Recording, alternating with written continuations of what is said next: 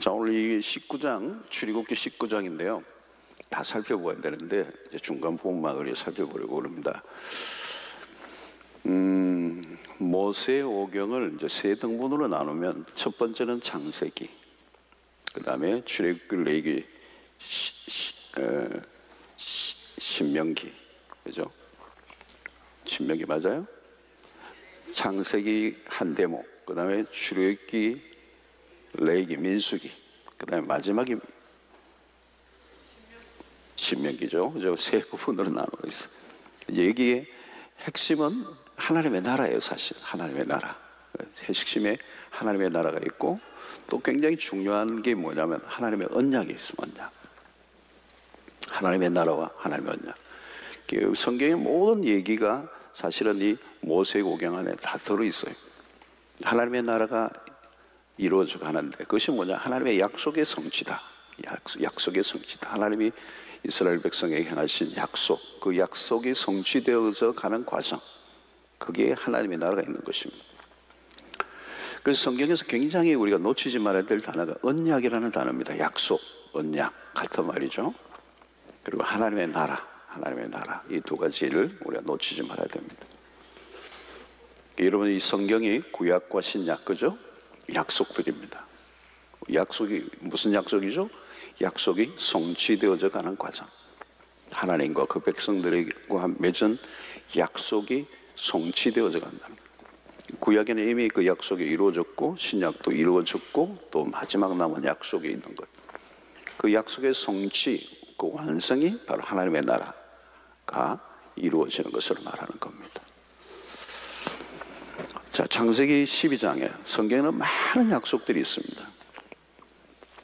그 가운데 대표적인 약속이 아브라함과의 약속입니다. 하나님 1대1로 아브라함이라는 사람을 만나서 약속을 하시죠. 그래서 하나님의 언약이 이제 그 약속, 창세기 12장 1절로 3절의 말씀이 굉장히 중요하죠. 그래서 그 약속이 출애굽기에서 실제화되는 것입니다. 출애굽기, 그 아브라함에게 하셨던 약속이 출애굽기에서 그대로 현실화되는 것입니다.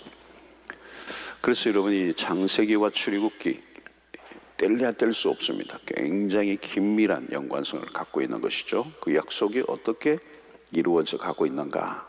그래서 물론 창세기부터 요한계시록까지 연결이 다 되죠. 촘촘하게 연결되는데 창세기가 출애굽기가 이렇게 연결이 되는 것입니다. 자, 창세기에서 요셉의 애굽에서의 종살이 하죠. 종살이, 애굽의 보디바리 집에 종살이 합니다. 그 우연이 아니에요. 그래서 그 사건 하나하나가 개인으로 보면 고난이고 어려움이었지만 그 모든 것이 하나님의 언약이 실현되어져 가는 과정이라는 거예요. 우연히 일어나는 것이 아니라.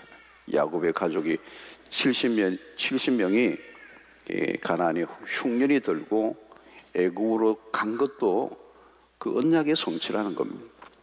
우연히 양식 기근이 오고 그 양식을 구하기 위해서 이렇게 간 게 아니고 그 안에 다 하나님의 언약이 있고 그 언약에 의해서 움직여가고 있는 겁니다. 언약이 실현되어져 가는 거죠. 그래서 70명을 하나의 일종의 묘목으로 심으시고 그 고센이 일어난 땅에서 비밀리에 자라가게 하는 거죠. 이스라엘이라고 하는 히브리 민족이 자라가게 하시고 때가 되어서 이제 출애굽을 하게 하신 거예요. 자, 이스라엘 백성들에게 있어서 출애굽 사건은 이제 대단한 사건이죠.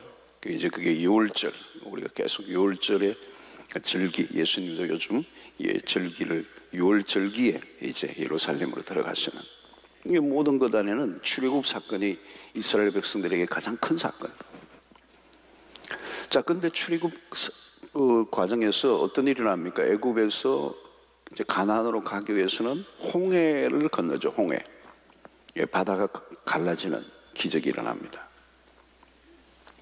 왜 하나님은 홍해를 가르셔서 이스라엘 백성들로 홍해를 건너게 하셨는가? 이건 단순 사건이 아니라는 거예요. 그냥 기적이다, 이게 아니에요. 하나님과 그 백성과의 관계 안에서 이루어진 사건이에요. 그래서 출애굽하기 전날 밤에도 그 유월절이 어린 양의 그 피를 바르고 하는 그 모든 과정이 하나님의 백성들과의 약속을 이제 해 가시는 거죠. 그렇죠? 특별한 관계를 맺고자 하시는 사건들이라는 거죠. 그래서 하나님이 어떤 의도를 가지고 그 백성에게 다가오시고 행하신 일들입니다. 이제 때가 되어서 정식으로 그 언약을 이제 그 하나님이 그 백성들과 언약을 맺으시는 장면이에요. 오늘 19장이 정식 계약을 체결하는 장면입니다. 19장에 우리가 여러분 굉장히 중요한 어떤 계약을 할 때 집 계약을 한다든가 이러면 말로 안 하죠. 정식 계약을 해야 돼요. 문서로 도장을 많은 절차를 거쳐야 되는 것처럼 이 19장에 와서 이제 이 언약을 맺는 겁니다. 하나님과 그 백성과의 언약. 그다음에 아브라함으로부터 불렀던 그 사건이 쭉 계속 그 요셉의 스토리와 야곱과의 모든 그 수없는 사건들이 있었는데 이제 본격적으로 이제 그 민족을 대상으로 하나님이 언약을 맺으시는 거예요. 이 19장을 우리는 시내산 언약이라고 얘기합니다. 시내산 언약. 자, 이 언약은 왜 필요한가? 본래 하나님은 에덴 동산에서 이 아담과 하와의 언약을 맺은 거예요. 그냥 아담과 하와를 만든 게 아니고 영원히 살도록, 그죠? 그 말씀 안에서 풍성한 삶을 살도록 했지만 죄를 지음으로 인해서 하나님과의 관계가 깨어진 겁니다. 그러니까 그 언약 관계가 깨어졌기 때문에 다시 언약을 맺으심으로 이제 그 백성들과 회복하시기 위한 그런 작업이죠. 그래서 매우 중요한 대목입니다. 그래서 이 시내산에서 맺은 이 언약은 출애굽기의 절정입니다. 이 19장은 출애굽기 19장은 절정입니다. 어떤 면에서 홍해를 건너는 사건보다 더 큰 의미가 있는 겁니다. 기적으로 홍해 사건이야말로 얼마나 대단한 기적입니까? 그러나 그것보다 더 중요한 사건이 언약을 맺으신 사건이에요. 예, 언약을 맺으신 사건에 비하면 그 홍해 사건은 그냥 부수적일 겁니다. 우리가 그렇지 않습니까? 기적으로 암이 나왔다. 그것도 굉장히 중요한 사건이지만 그것보다 더 중요한 것은 하나님과의 관계가 맺혀지는 것, 그게 더 중요한 거라는 거죠. 기적을 경험했지만 하나님과의 관계는 전혀 의미가 없고 나은 거로 기적으로만 끝난다면 아무 의미가 없어. 사실은 조금 더 오래 산다 이 정도지. 그러니까 여러분 기적을 찾아서 막 갈 수 있어요, 그죠? 근데 우리는 그게 아니라는 거죠. 하나님과의 관계. 자, 언약을 맺음으로 하나님과 지속적인 관계 안으로 들어가게 됐다는 거죠. 그래서 오늘 19장 7절에 보면 이런 말씀이 있습니다.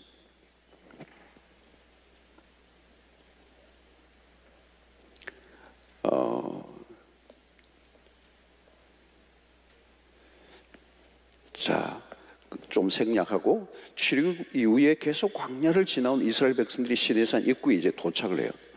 그리고 하나님께서 모세를 중간에 세워서 이제 이스라엘과 언약을 맺게 제의를 합니다. 지금 모세가 이제 출연을 해요. 그래서 앞부분에 5절을 제가 보면 세계가 다 내게 속하였나니 너희가 내 말을 잘 듣고 내 언약을 지키면 너희는 모든 민족 중에서 내 소유가 되길 거고, 이런 말씀. 하나님께서 이스라엘 백성을 선택하신 목적을 얘기하시죠. 너희는 모든 민족 중에서 모든 민족이 있지만 그 중에 너희들이 내 소유가 될 것이다. 그리고 제사장 나라가 되며 거룩한 백성이 될 것이다. 구별하신 거죠. 자, 모세로부터 이 말씀을 전해들은 백성들은 8절에 보면 모두가 아멘으로 응답을 해요. 기꺼이 그 명령대로 받아들이고 순종하겠다는 약속을 합니다. 자, 이 시내산 언약은 하나님과 그 백성과의 공적인 대면 순간이에요. 공적으로 만나는 대면 순간입니다. 자, 이 시간은 축복된 순간이기도 하지만 긴장감이 돌기도 해요. 하나님께서 자신의 존재를 구체적으로 나타내시는 역사적인 순간이란 말이죠. 이것은 보통 일이 아니에요. 여러분, 하나님이 인간을 이렇게 만난다는 것 자체가 평범한 일이 아니라는 거예요.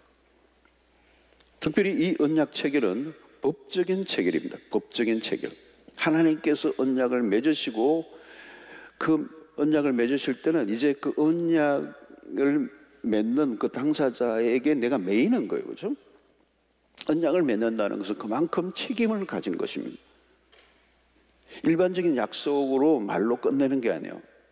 중요한 것은 이렇게 언약을 구체적으로 맺는, 그것을 통하여 법적인 책임을 서로 지게 되는 관계를 의미하는 것입니다. 그래서 우리가 결혼을 할 때도 여러분, 결혼식이 매우 중요해요. 결혼식. 우리 청년들 있죠. 여러분, 결혼식이 중요해요. 결혼식을 그냥 결혼식 안 하고 살면 안 되나? 안 돼요. 결혼식을 해야 돼요. 결혼식에서 왜 중요하냐? 결혼식이 왜 중요해요? 언약 관계를 체결하는 겁니다. 결혼식이. 언약 관계.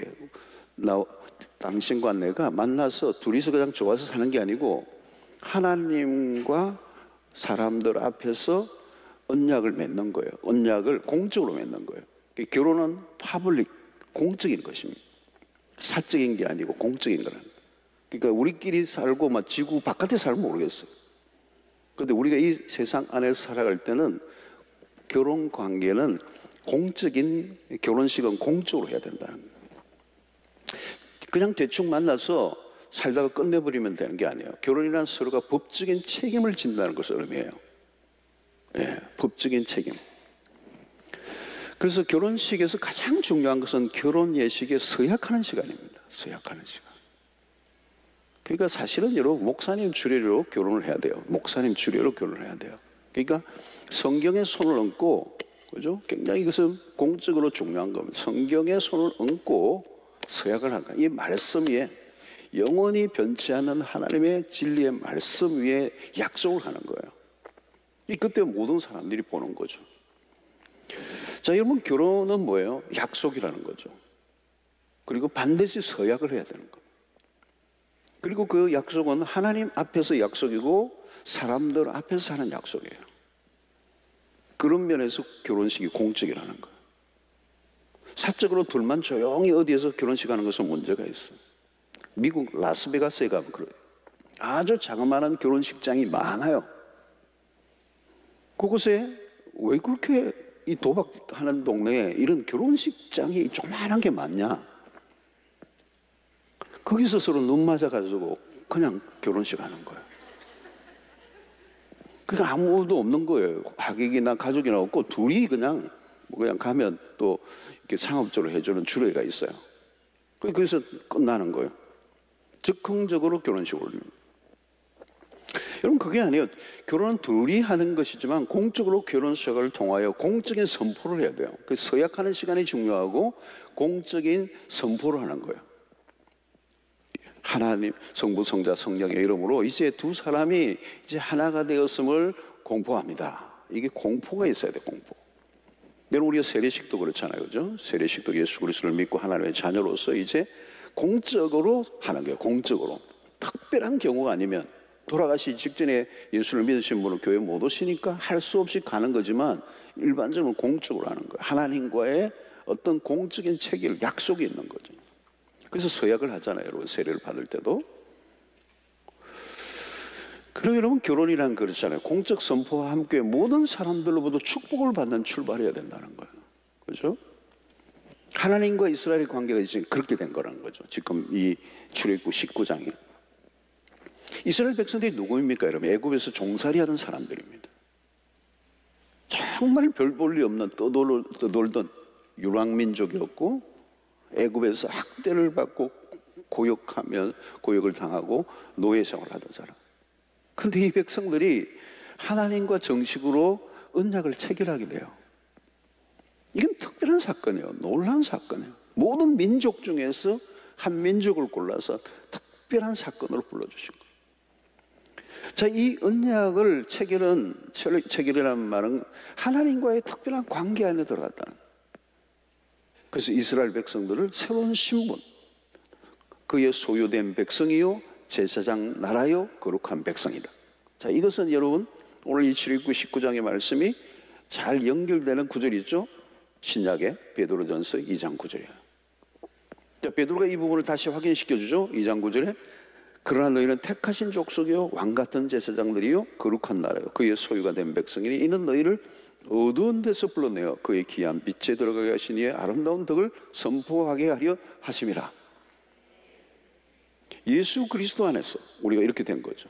예수 그리스도 안에서 너희는 택하신 족속이다. 왕 같은 제사장들이다. 거룩한 나라다. 그의 소유된 백성이다. 그의 소유된 하나님의 소유가 되었다. 하나님의 특별한 신분으로 우리를 불러주셨어요. 그래서 이제 신약 시대는 우리의 뭐예요? 그리스도의 피로 새로운 언약 관계 안에 들어온 거예요. 피의 대가를 지불함으로 예수 그리스도를 믿음으로 이제 그분과 우리와의 관계가 새로운 관계가 된 거예요. 그래서 택하신 백성, 왕 같은 제사장, 거룩한 나라, 그의 소유된 백성이 된 거예요. 자, 여러분, 이 언약 안에 들어온 것과 그렇지 않은 것은 하늘과 땅 차이예요.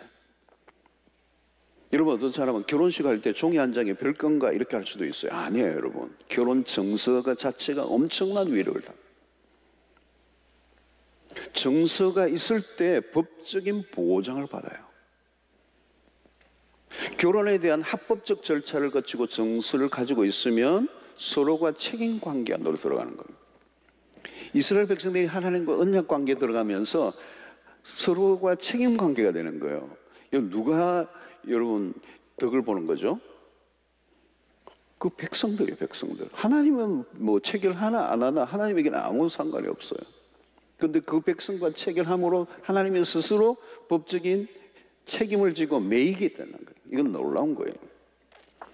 자, 합법적인 절차를 가지고 정서를 가지고 서로가 책임 관계 안에 들어가면 이제 책임을 진다는 게 어떤 것이냐?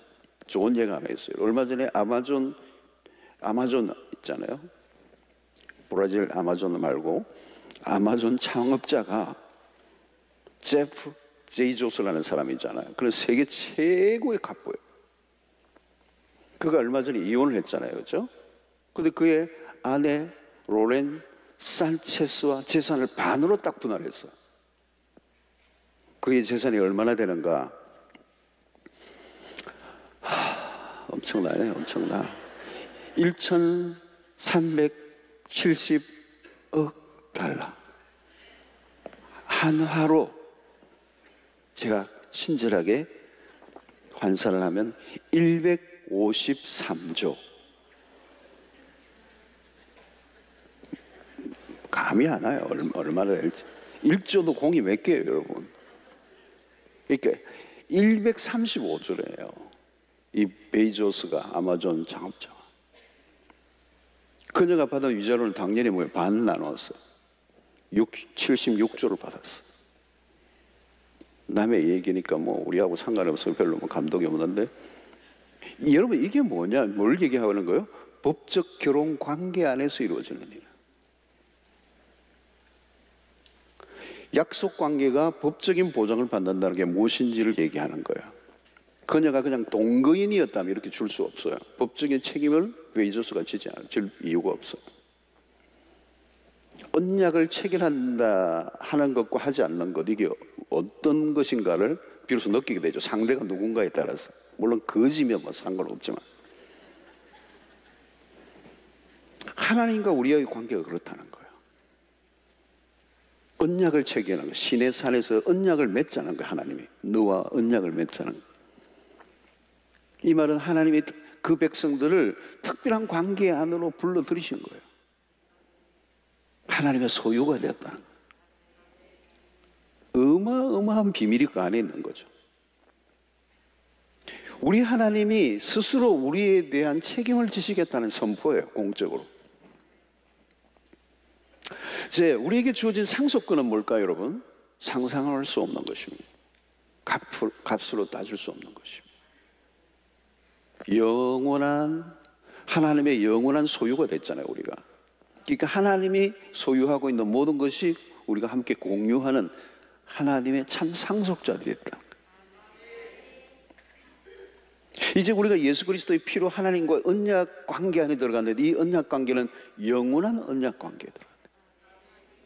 우리가 그냥 구원을 받은 게 아니에요. 그리스도의 피로 하나님의 자녀가 됐다는 말은 이제 한번 맺어진 관계는 끊어질 수 없다는 거예요. 하나님과 영원한 언약 관계 안으로 들어가게 돼. 이것 자체가 우리에게 축복이요 영원한 보증이 되었다. 이 보증이라는 말이 인침을 얘기하죠, 그죠? 에베소서에서 그 얘기하잖아요. 신령한 복을 받았는데 성령으로 인침을 받았다. 하나님과의 관계를 맺었다는 것은 우리에게 최고의 특권이에요. 근데 이건 하나님으로부터 먼저 우리에게 프로포즈를 한 거예요. 우리가 원한 게 아니라, 우리가 그런 자격과 수준을 가지고 있어서 맺은 게 아니라, 우리는 자격과 수준이 전혀 없는데도 불구하고 하나님께서 일방적으로 그 백성과 언약을 맺으신 것처럼, 오늘 또 우리가 전혀 하나님 앞에 자격이 없는, 정말 죄밖에 짓지 않는 그런 우리를 예수 그리스도 안에서 그분의 자녀가 되게 하시고, 그분의 상속자가 되게 하시고, 영원한 보증을 하사 하나님의 언약을 그리스도의 피로 체결하셔서 이제 그 관계를 끊을 수 있는 게 아무것도 없다. 그게 로마서 8장의 얘기가 그거잖아요. 이제 우리는 하나님의 백성이 되었고 그분의 소유가 되었다. 이거보다 더 큰 보증이 없어. 이제 우리에게 무슨 일이 일어나든 우리의 모든 것은 이제 하나님의 간섭 안에 있게 됐다는 거예요. 하나님의 간섭 안에 있고, 왜? 그분의 소유이기 때문에. 우리가 그분의 소유이기 때문에. 여러분, 어떤 게 제 소유, 가장 귀중하게 여기는 소유라고 이게 한다면 이거를 그냥 함부로 막 내팽개치지 않겠죠, 여러분. 이걸 누가 막 함부로 깨뜨리려고 하면 내가 보호해야 되죠. 이게 소유기 때문에, 내 소유기 때문에 함부로 할 수 없는 거예요. 하나님의 소유, 우리는 그분의 소유, 그분의 거룩한 백성, 그분의 목적을 두고 제사장의 나라로 하나님 우리를 목적을 가지고 부르신 그분의 소유이기 때문에 모든 것이 하나님의 다스림 가운데 있다는 겁니다. 이제 할 일은 뭘까요? 우리의 정체성을 분명히 확인하는 거예요. 나는 하나님과 언약을 맺은 하나님의 그 소유된 백성이라는 거, 거룩한 나라요 그의 소유된 백성이라는 거, 이 사실을 놓치지 않는 거예요. 그 관계를 놓치지 않아야 된다. 그 관계를 붙잡고, 하나님과 나와의 특별한 관계를 놓치지 말라는 거예요. 그 관계만 붙잡고 있으면 되는 겁니다. 이 관계는 누구도 깨뜨릴 수 없다는 거예요. 그리스도의 피로 맺어진 이 특별한 관계, 하나님과 나와의 관계는 이제 어떤 것으로 깨어지지 않아요. 어떤 외부적인 힘이 아니면 나의 부족으로 인하여 그게 관계가 깨어지지 않는다. 하나님의 그 소유된 백성은 영원한 보증이 되었기 때문이다. 자, 그런데 이 법적인 언약을 맺기 위해서 먼저 하나님께서 하신 일이 있어요. 그게 11절에 보면, 준비하게 하여 셋째 날을 기다리게 하라. 이는 셋째 날에 나 여호와가 온 백성의 목전에서 시내 산에 강림할 것임이니. 하나님께서 이스라엘과 만나기 위해서 강림하신다. 강림하신다. 나 여호와가 온 백성의 목전에서 시내 산에 강림할 것임이니. 언약 체결을 위해서 함께 만나야 되는 거잖아요. 만나야 가능한 거예요. 개혁자와 피개혁자의 관계에 승립을 하려면 만나야 되는 거예요. 여러분, 이 강림하신다는 게 하나님의 은혜죠. 여러분, 인간이 하나님에게로 올라가서 만날 수 없어요. 우리가 하나님이 내려오셔야 만날 수 있는 것입니다. 인간의 힘으로는 이룰 수 없는 일. 아무리 우리가 돌을 닦고 우리가 아무리 노력해도 우리는 하나님에게로 갈 수가 없어요. 하나님을 만날 수가 없어요. 하나님이 만나 주셔야 된다는 거예요. 오늘 또 여러분 그렇지 않아요? 하나님 우리를 만나 주셔야 우리가 만나는 거예요. 하나님이 안 만나 주시면 우리를 만날 수가 없어요. 아무리 돌을 닦아도 뭐 100일 기도, 뭐 40일 금식을 해도 하나님이 만나 주시면 안 하면 안 돼요. 그러니까 오늘 이게 뭐예요? 하나님께서 이스라엘 백성이 있는 곳으로 내려오시겠다는 거예요. 자, 여러분, 이것은 강림하신다는 이 말씀은 성경 전체, 이것도 굉장히 중요한 하나의 주제죠. 성경 전체에서 이게 우리가 발견하는 개념이에요. 하나님이 강림하신다는, 강림하신다. 위로부터 임하신다는 거예요. 하나님이 인간을 만나러 내려오신다. 그래서 우리가 감사할 것은 하나님이 우리를 만나 주셨다는 거예요. 우리를 찾으시고 우리를 불러주시고 우리를 만나주신 하나님. 여러분, 성경을 보면 우리가 노력해서 뭐 인간의 열심으로 하나님을 만나는 거예요. 여러분 바리새인들 얼마나 열심입니까? 그러나 하나님과 상관없는 사람들이었거든요. 우리가 하나님을 만날 수 있는 것은 우리의 열심이 아니에요. 하나님의 열심이에요. 우리가 만날 수 있다고 만날 수 있는 분이 아니에요. 하나님이 은혜를 베푸셔야, 우리에게 다가오셔야 만날 수 있는 것입니다. 전적으로 그것은 하나님의 손에 달려있다는 거예요. 성도 여러분, 오늘도 우리의 인생 가운데, 우리의 신앙 가운데 굉장히 중요한 사건은 뭘까요? 하나님이 나에게 다가오셨다는 것을 경험하는 거예요. 여기에 따라서 우리의 신앙이 완전히 질이 달라져요. 하나님이 내 인생 가운데 오셨구나. 성령이 오셨구나. 하나님이 나를 만나주셨구나. 이 인카운터라고 하죠. 인카운터. 정확하게 만나는 거예요. 인격 대 인격으로 만나는 거예요. C.S. 루이스가 그 얘기였어요. 내가 그토록 만나지 않으려는 분의 지칠 줄 모르는 다가오심이라는 표현을 썼어요. C.S. 루이스는 이 지성적인 사람이니까 그냥 그게 하나님을 믿지 않았어요. 기독교적인 문화 속에 살았지만 뭐 미션 기독교 학교도 다니고 다 했는데 그냥 거부감을 가지고 계속 만나지 않으려고 하는데 그분은 지칠 줄 모르고 다가오시는 거예요. 그는 만나지 않으려고 도망을 쳤는데 하나님이 끊임없이 그의 인생에 밀고 들어오신 거예요. 하나님의 찾아오심 앞에 마침내 무릎을 꿇는 거예요. 여러분, 성경의 가장 묵직한 주제 중에 하나입니다. 우리 인생의 가장 중요한 사건이 뭐냐? 병 낫는 그런 기적이 아니라 하나님이 나에게 찾아오시는 사건. 아브라함에게 찾아오셔서 아브라함과 언약을 맺으셨잖아요. 그죠? 아브라함에게 찾아오신 하나님.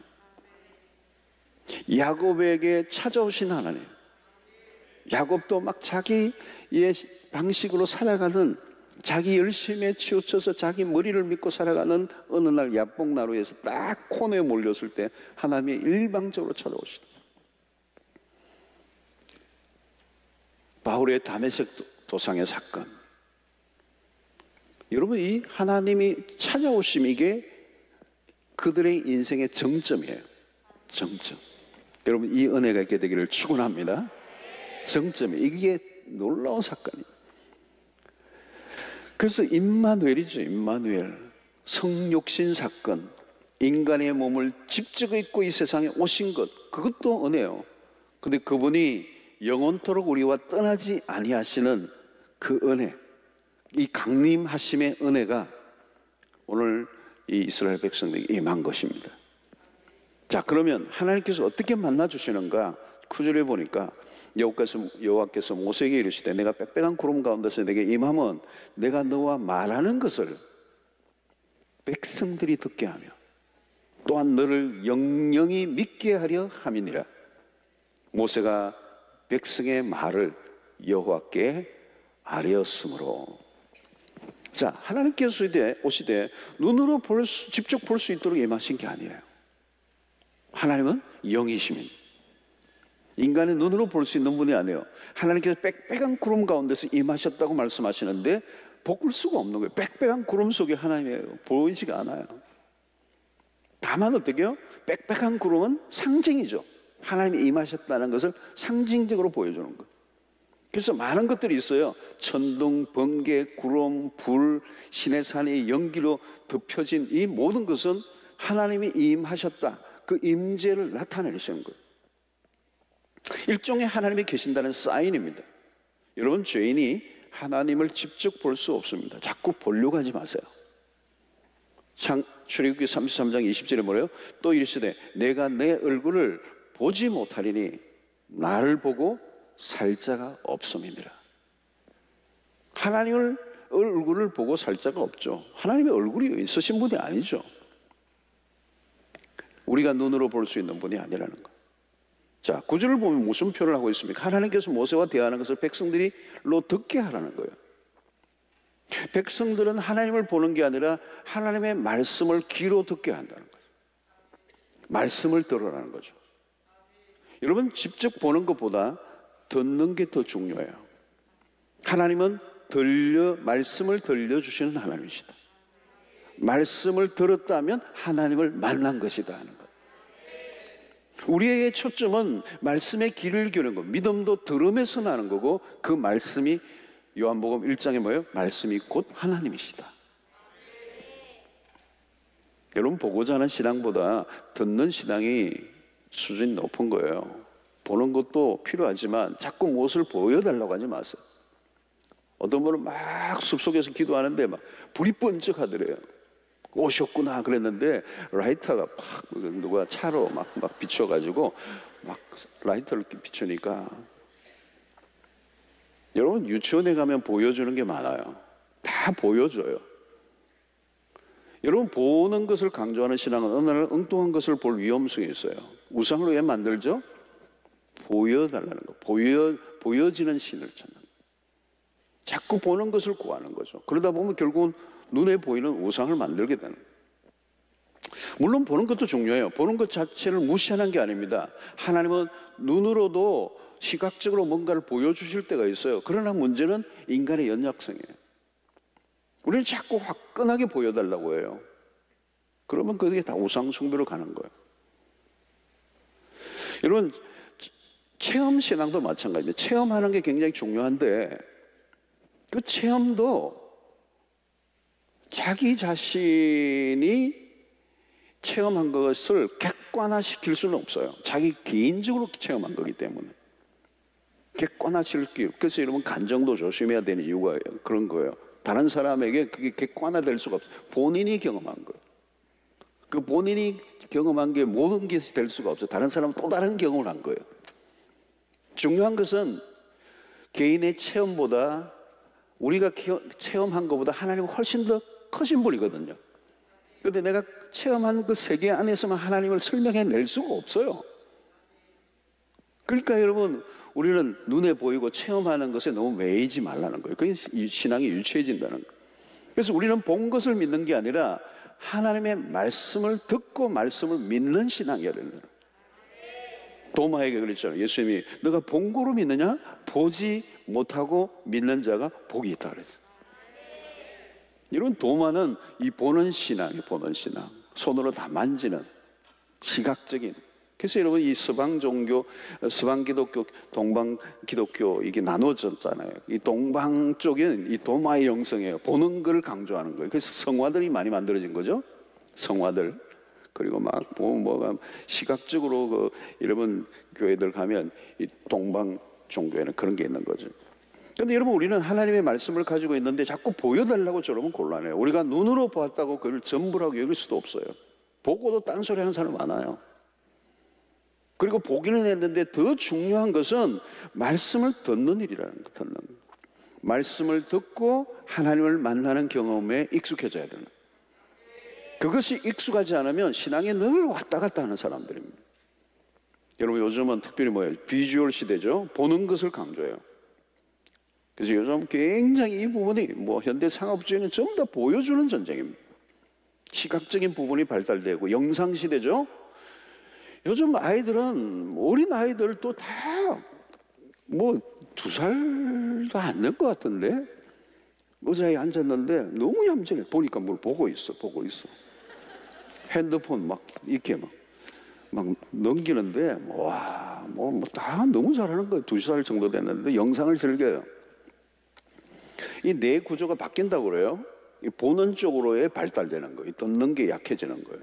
이 굉장히 변화의 시점에 우리가 지금 살고 있어요. 우리 아이들 세대가 어떻게 될지 모르겠어요. 오늘날 여러분, 우리가 보아야 하는 것은 무엇입니까? 성경이에요, 성경.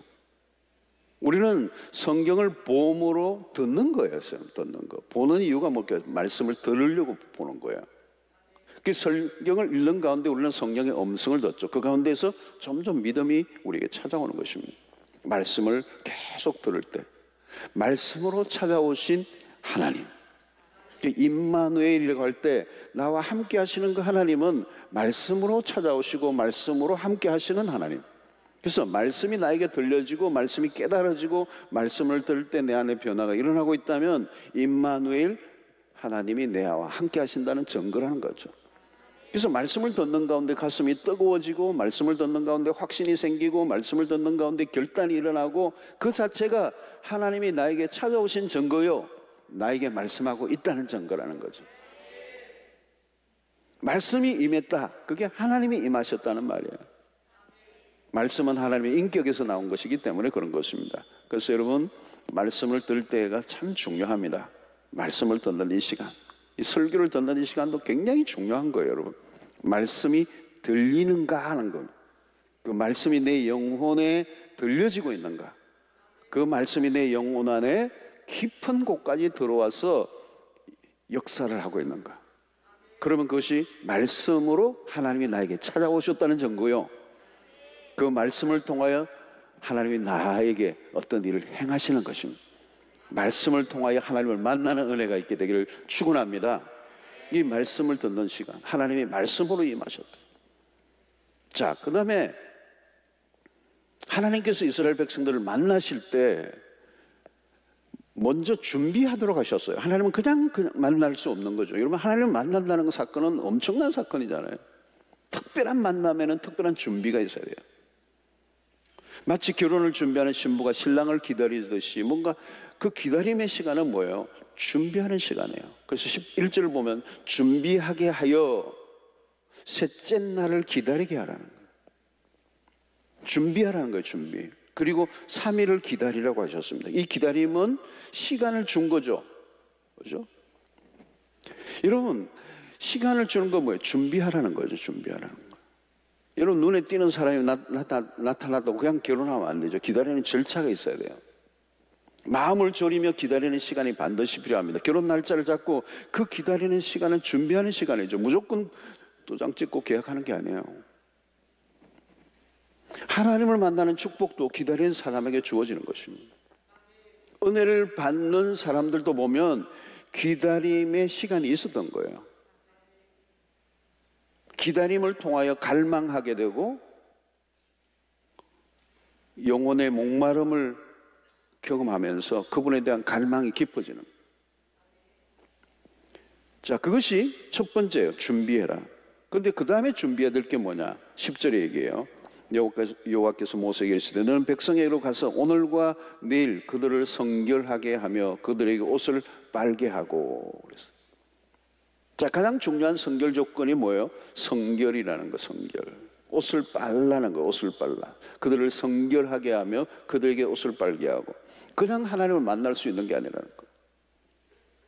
자, 여기 옷을 빨고 있다. 입고 있는 옷을 빨라 그러는데 여기 지금 광야잖아요, 광야. 무슨 세탁 시설이 있는 게 아니고 뭐 코인 넣고 뭐 돌릴 수도 있는 게 아니고 물이 흔한 것도 아니잖아요, 여러분. 이때가 뭐 샤워를 할 수 있는 환경도 아닌데 옷에 땀으로 빼어져 있는 더러운 옷.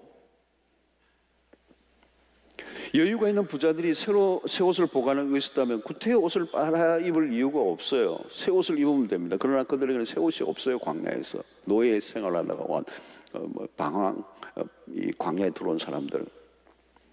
그럼에도 하나님이 요구하시는 것은 입고 있는 것을 빨라는 겁니다. 하나님을 만나기 위해서 성결되는 조건이 있다. 자, 이 옷을 빨아입는다는 것은 외적인 청결을 말하죠. 그러나 내적 청결의 상징적인 명령입니다. 14절, 15절에서도 옷을 빨라. 이렇게. 또 남자들에게 여자를 가까이 하지 말라. 이런 건 정신적으로나 신체적으로나 정결하라는 거죠.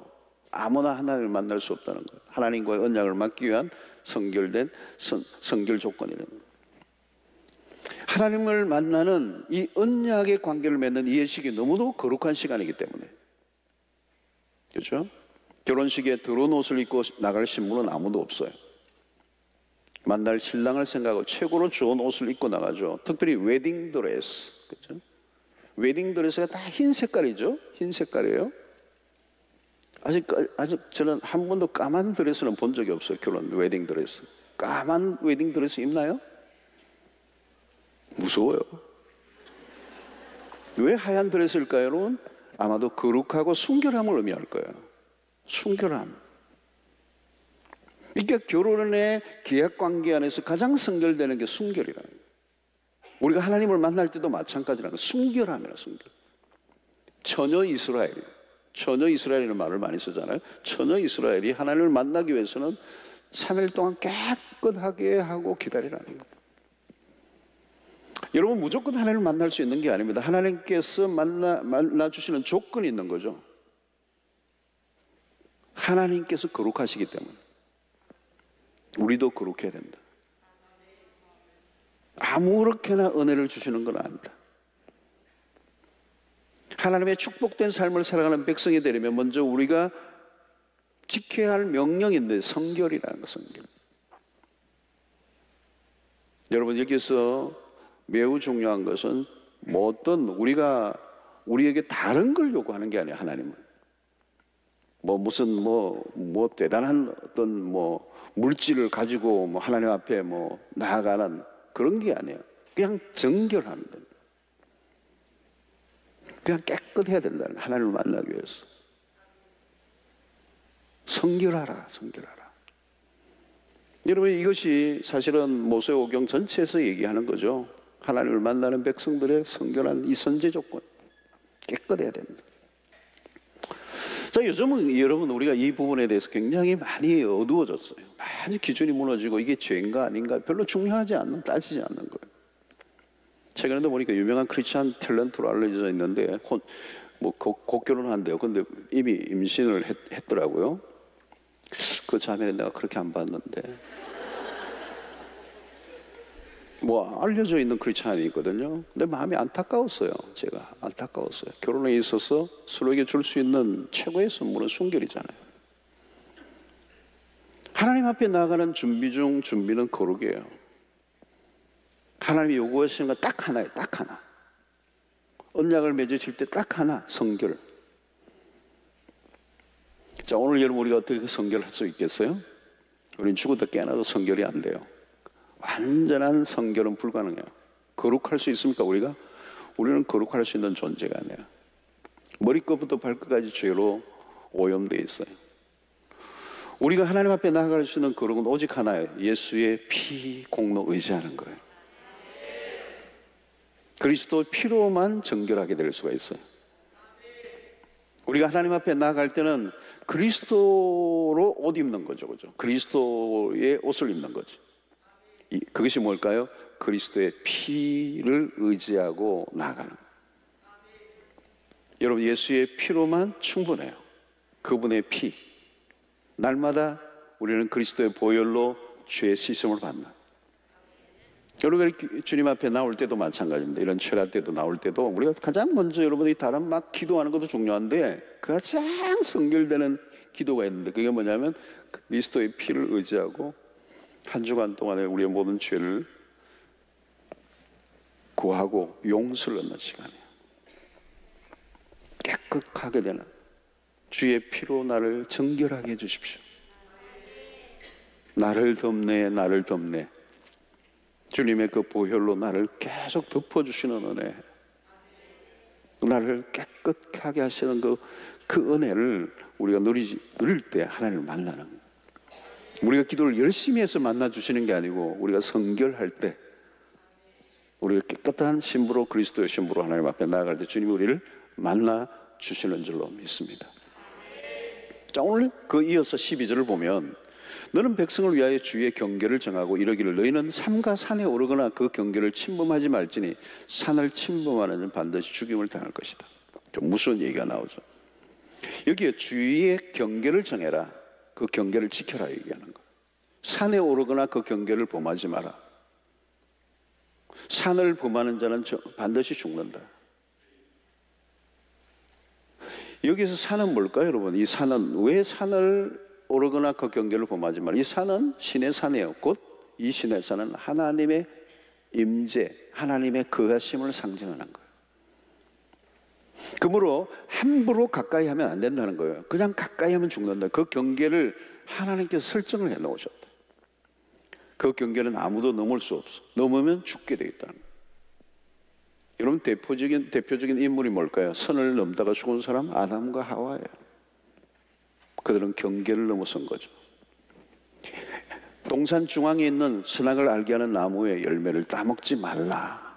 그게 경계잖아요. 너는 피조물이고 나는 하나님이야. 그 경계선, 그 경계선을 정확하게 껐는데 그것을 넘는 날에는 넌 반드시 죽는다. 죽은 거예요. 하나님과 인간 사이에 거대한 경계가 있다는 겁니다. 하나님은 하나님이고 인간은 그냥 인간이에요. 그 차이를 아는 것. 그 차이를 모르면 혼란이 생기는 겁니다. 그런데 우리는 하나님과 죄인의 차이를 잊어버릴 때가 많아요. 비교할 수 없는 간격인데,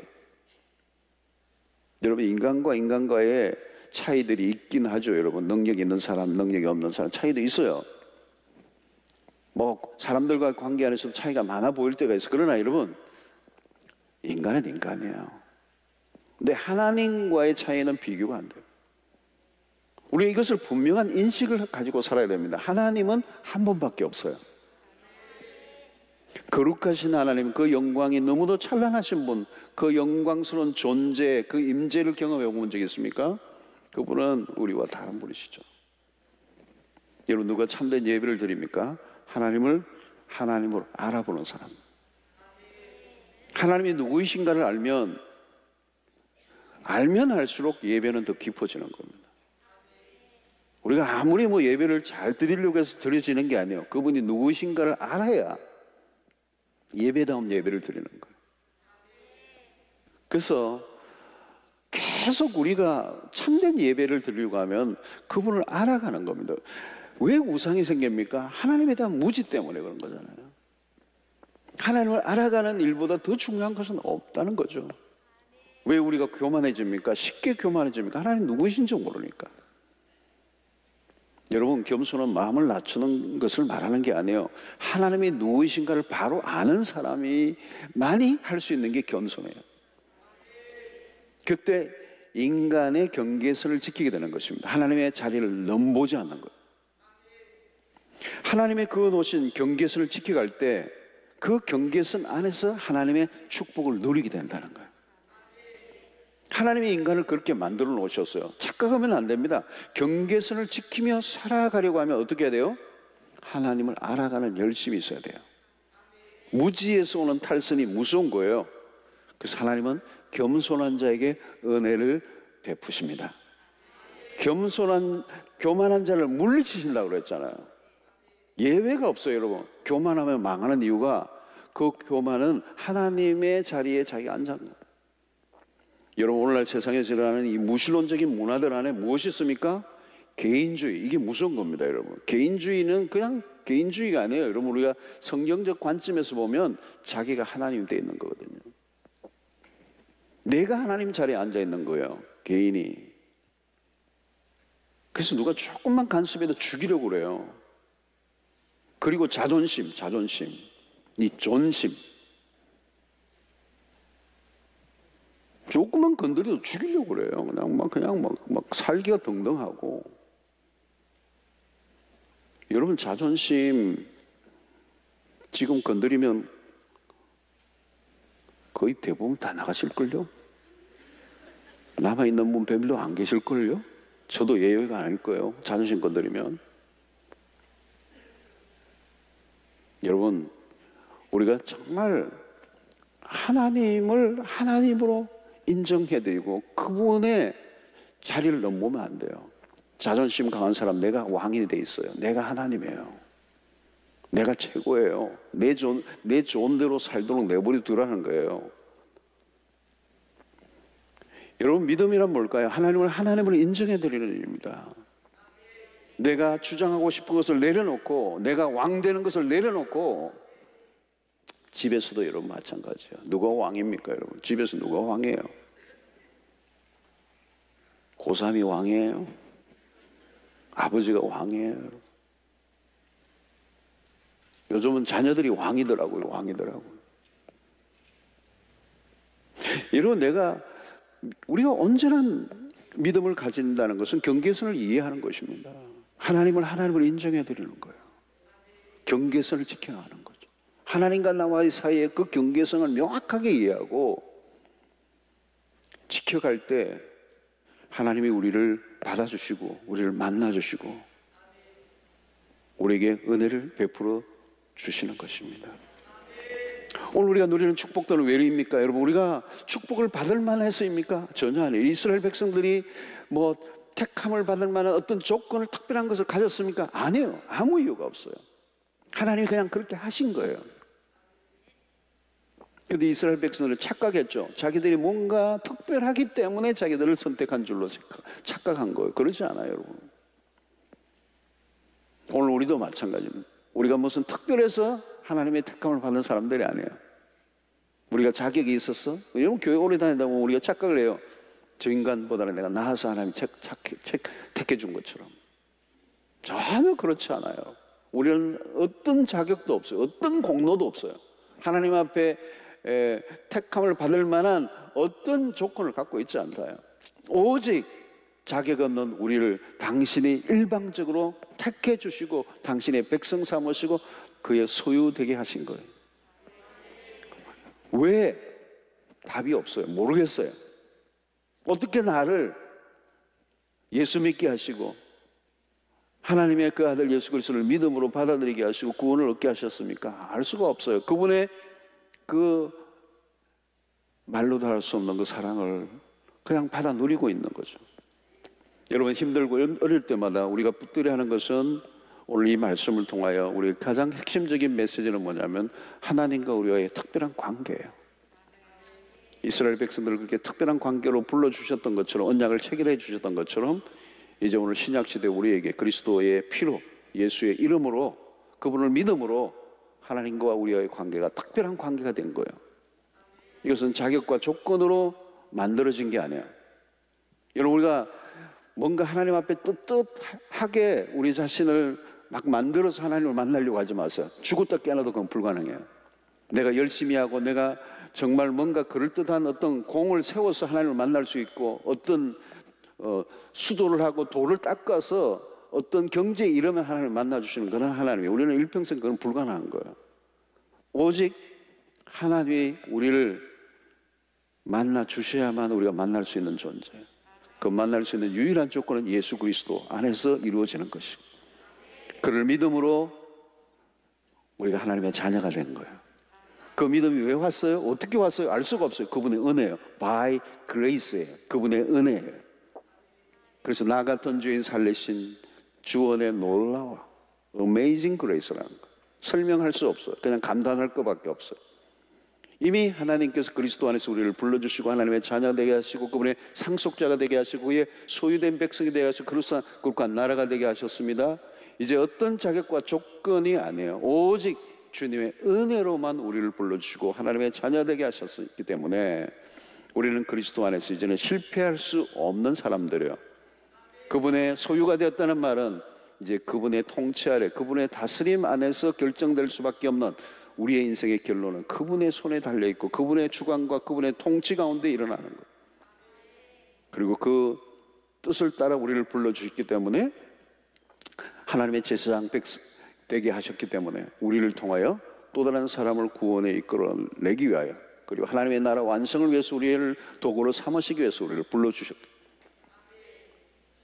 이제 이 명확한 이 결론을 가진 자들로 우리는 결코 실패할 수 없어요. 그리스도의 십자가가 실패가 아닌 것처럼 그리스도의 피를 믿고 그분의 십자가를 믿고 의지하고 나아가는 자는 우리는 실패하고 싶어도 실패할 수 없는 거예요. 그분의 손길 안에서 우리의 인생의 결론이 맺혀질 수밖에 없는 인생. 그래서 로마서 8장 28절의 말씀이 합력하여 선을 이루는 그렇죠? 모든 것이 합력하여 선을 이루느니라. 그래서 하나님은 우리를 당신의 소유된 백성으로 거룩한 나라로 살아가도록 우리를 불러주셨다는 사실을 잊지 말고 때로는 내가 힘들고 낙심되고 어려울 때마다 우리가 붙들어야 되는 것은 딱 하나예요. 하나님과 나와의 관계예요. 이 관계는 이 언약을 맺은 관계이기 때문에 십자가로 맺어진 관계로 그 피로 맺어진 관계이기 때문에 이것은 깨어질 수가 없다는 말이죠. 우리의 소유, 우리의 신분됨을 이제는 날마다 확인하고 당당하게 주님 앞에 나아가는 여러분 우리는 때로는 하나님을 놓칠 때가 있지만 하나님은 우리를 결코 놓치지 않으세요. 하나님 우리를 붙들어 주신다는 거죠. 하나님 우리를 끝까지 당신의 목적을 따라 데리고 가시면서 당신의 그 나라를 완성하는 일에 우리를 사용해 주실 줄로 믿습니다. 아무리 어려운 일이 일어나도 그것으로 실패하지 않아요. 우리는 실패하고 싶어도 실패할 수 없어요. 그리스도가 실패하지 않았던 것처럼 그분에게 속한 우리의 삶도 실패하지 않을 거예요. 마귀가 역사할지라도 마귀가 이 마지막 시대에 우글거리고 삼킬자를 찾고 두루다니지만 그 마귀도 결코 우리를 함부로 할 수 없어요. 여러분, 욥기서를 통해서도 보여주는 메시지 아닙니까? 사단이 얼마나 대단한 그냥 활동을 하지만 모든 것은 하나님의 손에 있는 거예요. 마귀가 욥을 어떻게 할 수가 없어요. 하나님의 주권 안에 있는 거예요.